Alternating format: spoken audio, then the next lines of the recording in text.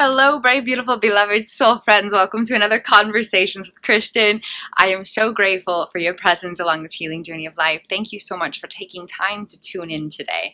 So today I'm going to explore the lifespan of a thought form as it undergoes reconstructive wiring. And a huge shout out to UFO Jane for presenting this topic conversation or this healing journey question. So thanks so much, UFO Jane, for bringing this up. So we're going to explore the lifespan of a thought form as it undergoes reconstructive wiring. Okay? So let's use an example. An example that I talked about before is a good one, so we'll use that one. It's from a video that talks about subconscious neural networks and that good stuff, so feel free to check out that video. It's an example of you walk up to a garden and you see a bee and you have a phobia of bees. And so upon seeing the bee, there's an internal activation where the stimulus goes in, goes through all of these processes, and then generates a thought form about that phobia. So maybe you see a bee and you feel some tension and you feel nervous and there's a thought of, oh my God, I should back away. Oh my goodness, I don't want to be here. Oh, I'm scared. I hope it doesn't come near me. I don't want to get stung. I feel fear. I feel worry. I feel concern. Different kinds of thought forms come up. There's explicit thought forms, which are narration, like I want to not be around that bee, and you experience that through words in your mind. And then there's implicit thought forms that are sensational, and so maybe you're like, and that's a response to the implicit thought forms you feel, where there's this sensation of fear or worry or tension inside of your body. So there's explicit and implicit thought forms, and all automated thought forms come from activation of neural networks inside of our brain. So every single thought that's coming up is just from neurobiological data. It usually isn't even about the present moment. It's about the past. It's just being activated through stimulus. And so when I walk through this garden, and as this example, I walk through this garden and there's this fear of the bee, it has absolutely nothing to do with my consciousness in present experience. It has to do with past experiences that are being projected through my neurobiological applications as my brain and my body attempt to be there for me and help me navigate life experience. But what happens is life experience is processed subjectively. It's not the whole truth of the story. And so depending on what was happening, the stuff can get processed and distorted. And so maybe there was an experience of being stung by a bee. And so the brain and the body now associate bees with pain and danger and uncomfortability. But even if that occurred one time, and you've been around bees hundreds of other times without getting stung, that message is still going to be there because there's a neural network that is producing that message. And so we can rewire our neural network so that our brain creates different kinds of thought forms. Okay? Any kind of thought form pattern can be shifted from just like your average kind of like judgmental stuff where like you see something and you're like, I don't really like that. And you're like, I'd kind of like to like rewire it and just like expand my horizons. Everything from like just like conclusions your brain makes to like full-blown panic attacks and trauma responses and flashbacks and stuff like that. So anything from just like your average kind of narration in your mind that you don't want to keep happening because you want to just shift the way your brain thinks, to like full-blown battles that are disabling in life. Any kind of automated thought form can be transformed because they're all coming from neural networks, and any neural network can be rewired. So let's kind of explore this, the lifespan of a thought, okay? So you walk up to a garden and there's this automated thought form about a phobia of bees as soon as you see the bees, or even maybe just seeing flowers. You don't even see a bee, you see a flower and you're like, bee, your brain anyway, your brain is like, oh my goodness, bees go to flowers. I see a flower. That means there could be a bee. That means there could be danger. I don't want to be in this flower garden anymore. And all of that's happening unconsciously, and it has nothing to do with who you are. Your thoughts have absolutely nothing to do with who you are. You are consciousness, and your thought forms are from neurobiology. Your consciousness and your neurobiology are separate energetic components of the human experience. They're not the same thing. So you are not your thoughts. You are not the essence creating this experience. You are just within the experience with the opportunity to transform it. Okay, so your brain, as this example, your brain automatically creates these thoughts that have this tendency of a phobia regarding bees. Okay, so you're in this garden and you're like, okay, you know what? This is an opportunity to reclaim my personal power. I am not my thoughts, and I have the power to transform them. And so the first step is you establish presence. And you're like, okay, I'm present with this. I'm not going to react. I'm not going to respond. I'm just going to be present with this experience. I'm noticing that my thoughts, or I'm noticing that my brain is generating these thoughts in response to this type of stimulus. And so the first step is to establish presence, because as long as there's this tendency to blend with experience, you won't have power within it. And so if you see the bee or you see the flower and your thoughts suggest backing away, and you back away instead of just observing the thoughts, then you feed those neural networks. And so you see the bee, your brain suggests backing away, and you back away. That act of just taking a step back feeds the neural networks so that the thought forms creating, or the neural networks creating that thought, grow bigger in size, meaning that they will produce that style of thought form more frequently, more intensely, like the sensations will be stronger, and they'll last longer. Instead of just being a fleeting thought, they'll come and they'll just be a lingering thought. And so doing anything that responds directly to the thought forms grows those neural networks so they become bigger, and the thought forms they produce, the styles of explicit and implicit messages, grow in frequency, intensity, and duration. Okay, so what do you do instead?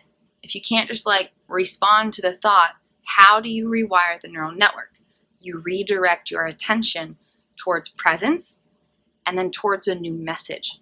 Okay, and I have a freebie gift for you guys. If you have not downloaded it yet, please go grab this gift. It's a healing journey gift from my heart to yours, because I believe in you and I want you to succeed in the direction of all of your dreams. You have so much more power than you know, and your brain is already being rewired every day. Now it's just time for you to choose how it undergoes reconstruction. So I have a brain rewiring playbook, and it walks you through this process step by step. Very easy to understand. You can flow through it. There's tips and suggestions and encouragement and all kinds of goodies for you in there. So please feel free to grab that. KristinWindsor.com/freebies. The link is also in this video description below, okay? And it's on a page with a bunch of different freebies, so feel free to grab them all. They're all there for you to harness your healing journey through life in brand new ways. So please feel free to snag those gifts from my heart to yours, soul friends. I appreciate you infinitely.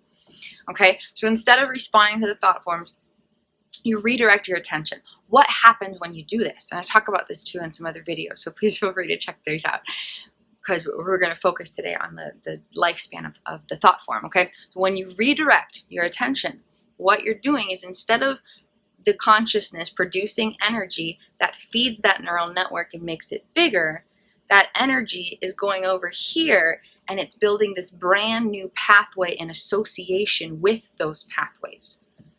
And so what happens is the pathways that exist, so you got these like neural pathways that are producing these thought forms, right? They shape shift. They gradually shape shift and expand in shape. So instead of growing in size, they expand their shape. And then the automated styles of thought forms they produce gradually decrease in frequency, intensity, and duration.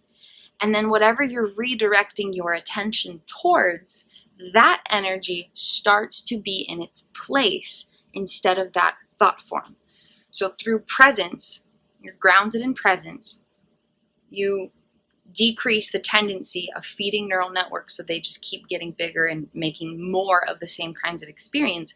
And then through conscious redirection of the energy, you build a brand new neural network to create new kinds of thoughts. So redirection towards presence is always the first step, and that's what the brain rewiring playbook focuses on. Once that has fully been established, then you can actually choose what kind of message you want that thing to be associated with. And you can do this through affirmational thoughts or words, or redirecting towards a particular type of implicit energy within gentle stimulus. Okay, so for example, you're walking through the garden, you see the bee, you've been practicing this, you're super good at presence by now. Redirecting yourself towards gentle stimulus to establish presence, to deactivate feeding that neural network is just like down pat, like you're there, it's automatic. You've got this like brand new habit of your mind, okay? You just like, boom, what's up? Rewiring my brain like nobody's business. Hey, yo, what's up? Brain rewirer for life. Yo, brain is mine. I'll do what I want with my neural networks. Oh yeah, they're mine. I decide how they move now. They're here to serve me. I'm not I'm not the one who's subjective to them. Like I am the superior authority in my brain. I get to choose. My consciousness has power over my brain's wiring. Okay, so you're there, you're gravy, you're good. Okay, so you're walking through the garden, the bee comes up, you notice your thought forms, you redirect, you're present. Now you have this choice. Now that you're totally fully present, you have a choice about how these neural networks get rewired, okay? So you're going through this process, and it's been a while, you've been getting this habit down, so now when the thought comes up, they're not as intense. Instead of it being like, oh my God, it's a bee, I feel like I'm gonna die, I feel like I'm having a panic attack, I feel like the whole world is crumbling, I don't even know what's happening, I understand it's a bee, but my body does not understand that it's just a bee. So you went from there to this place where the thought forms decrease in intensity, severity, and duration. And now you walk up and you feel a gentle urge to back up. And so the thought forms are there, but they've decreased. They're still coming up, but it's a lot easier to notice them. It's a lot easier to redirect your attention. It's a lot easier to bring yourself into presence rather than respond to them because you've been practicing this and those neural networks are changing, transforming, undergoing this constant reconstruction, so the thought forms they produce are less intense and severe, okay? And so there's been these mega thought forms, and now they're like, thought form, thought form, where before it was blah, blah, blah, blah, blah, blah. Now it's like, bloop, bloop, bloop. And so they're less frequent. And so the this tendency of the generation of these thought forms is going from like this to like, so it's still there, but the intensity, duration, and frequency are decreasing as you continue this practice, okay? So the lifespan is like, because this makes sense to the world. Okay, so once you're there though, then you have this opportunity to harness your power in new ways, and you can redirect your focus towards a desired implicit energy. And so for example, you're walking through, you've been practicing this, you see the bee, you notice the thought forms, you redirect yourself towards grounded presence, and then you're like, what do I want to be the message associated with bees? It used to be fear and panic. What do I want to connect with bees? And you can make a brand new meaning-making association, which is one of the aspects of your subconscious realms. And you can learn a little bit more about that in some of my other free downloads and videos. Meaning-making associations are created from memory systems, which stem from attachment systems, and those are the primary neurobiological aspects of your unconscious mind, or within your subconscious realms, okay? So you're in this garden, you're like, yo, what's up, bee? I know I'm not afraid of you, but a part of my body still is. But I'm here and I'm present and I'm redirecting. And now I want to choose, consciously choose, what message to be associated with bees in place of fear, anxiety, and panic. Okay? And again, this part of it is not possible until that full presence has been established. So redirecting yourself towards gentle stimulus just to be present and deactivate those neural networks is the primary focus. And again, there's the brain rewiring playbook for you guys. So please feel free to download that. I want you to have the power to rewire your brain. It's awesome once you do. Like, it's so awesome once you gain that power. Like, it's opens doors where only walls existed. I'm talking mega thick brick walls become just doors that easily open. It's epic. It's awesome. And I want you to experience that. So grab my brain rewiring playbook, kristinwindsor.com/freebies. You can also click the link below in the video description. Okay, but once you're there, you can choose what message to be associated with bees. And so if you want to have a message of nature's beauty, then you notice the bee, you notice the thought forms that are coming up related with this phobia that's gradually healing, and you redirect your energetic focus towards presence. Then you redirect your energetic focus towards the new message. You look at the flowers, you focus on their beauty. You look at the bees, you focus on the fact that it's a bee. and then you look at the flowers and you focus on their beauty, and then you look at the bee and you're like, that's a bee, and now that concept is associated with the beauty I see of this flower. That concept of the bee is now associated with the beauty that I feel in the moment of witnessing this flower.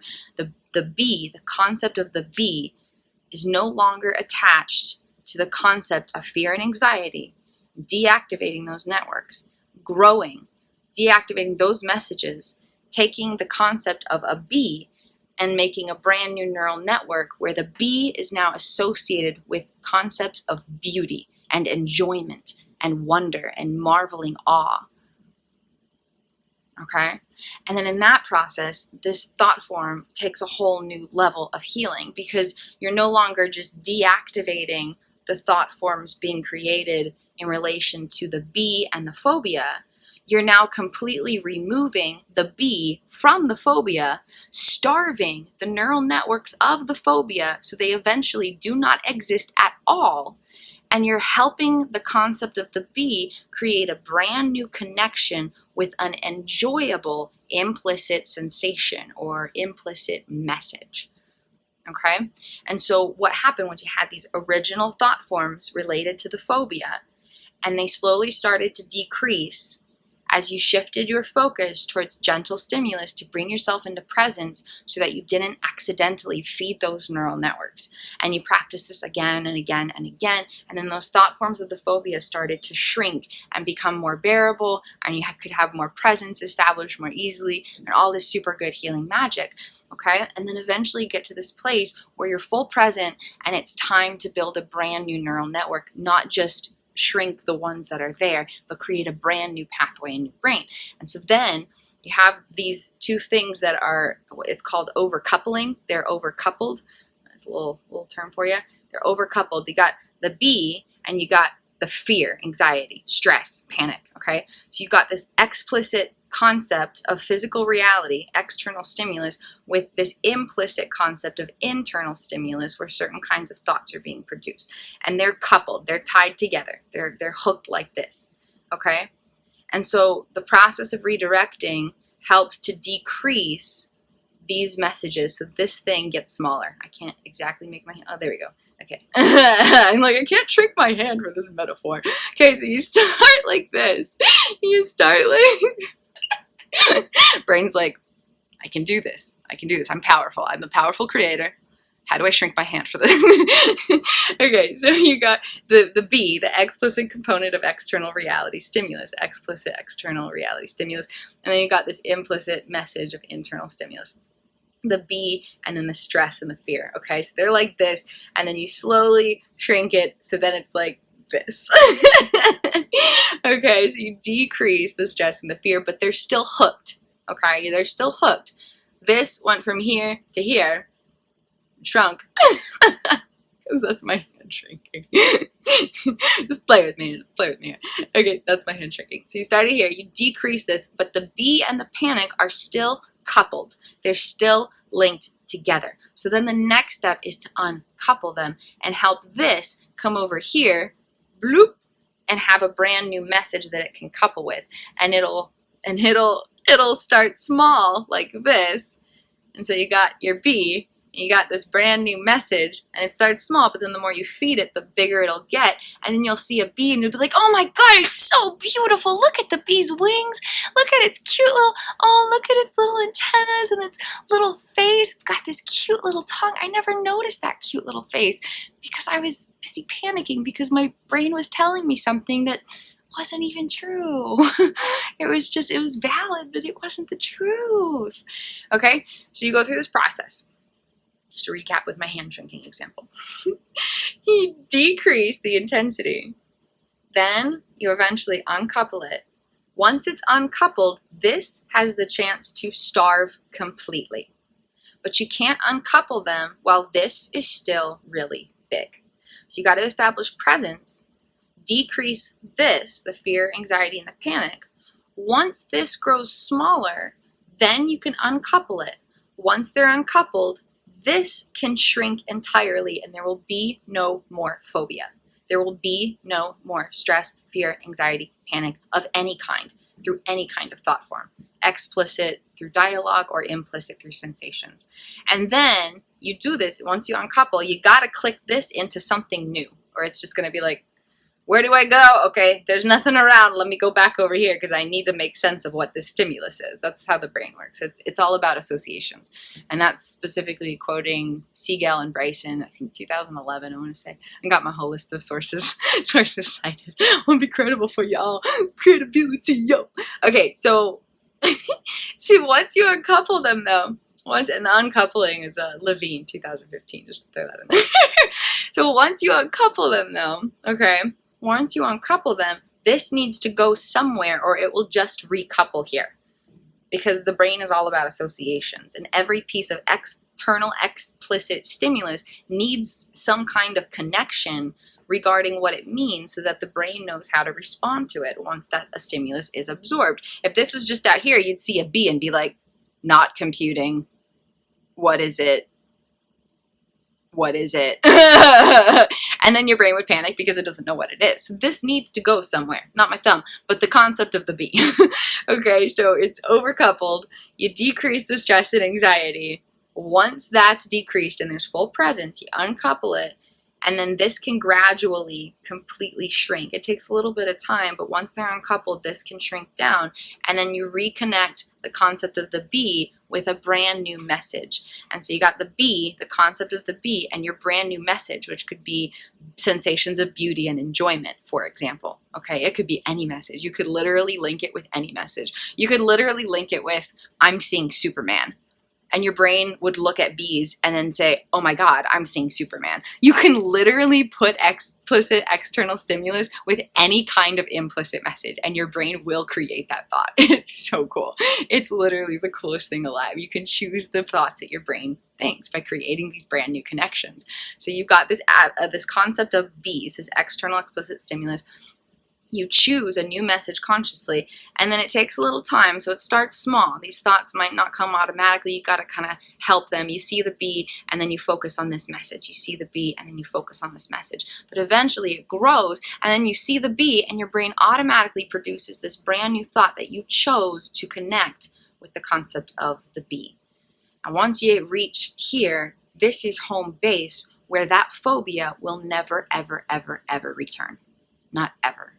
Not ever, because the neural networks that we're producing it are gone. They literally do not exist in your brain anymore. But it's a gradual process, and it's important to establish that presence and do that redirection towards gentle stimulus so that this can get here. Because once you can sustain full presence with it, and that be something that comes automatically because you've built this new program in your brain where that's your response instead of reacting to the automated thoughts, then you can go through that fun process of uncoupling and creating a new message and continually, manually kind of putting that message in there, so then your brain automatically produces that thought.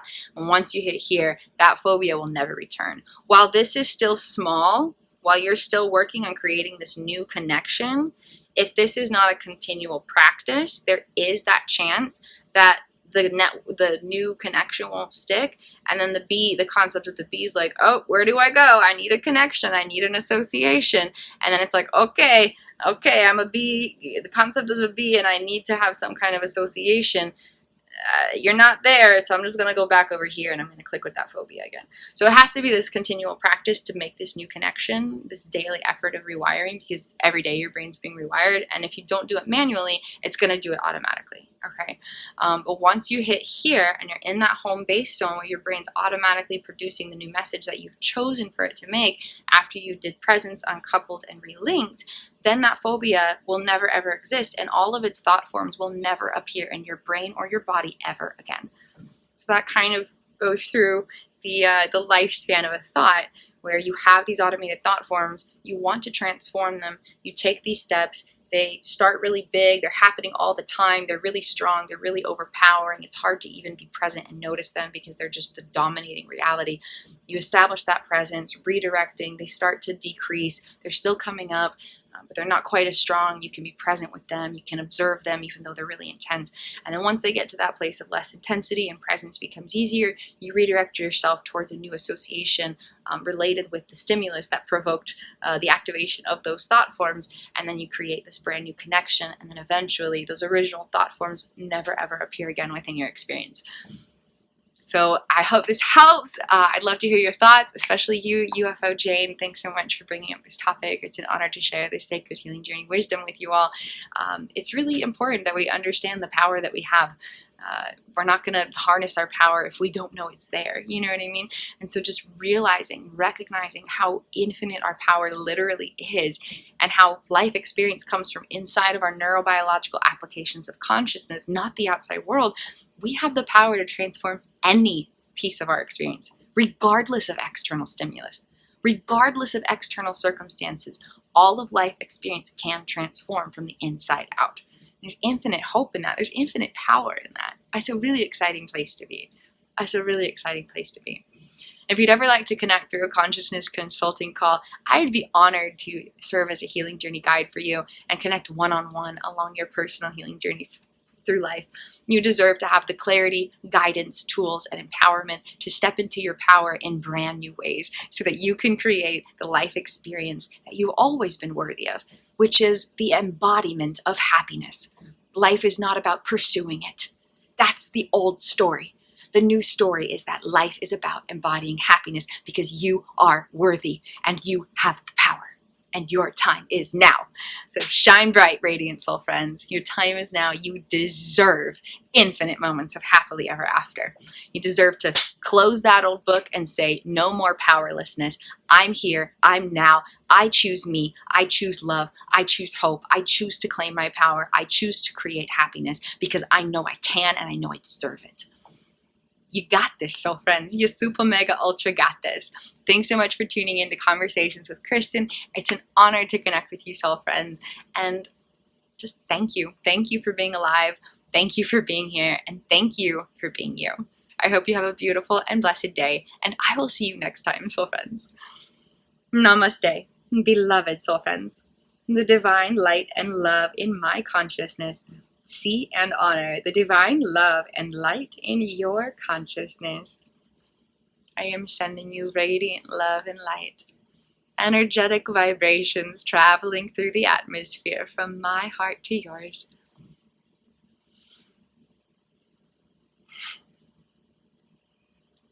Boom, they just landed on your consciousness. Blessings, soul friends. I will see you next time. Oh, and please feel free to hit that like and subscribe button. I love your support on my channel. It warms my heart.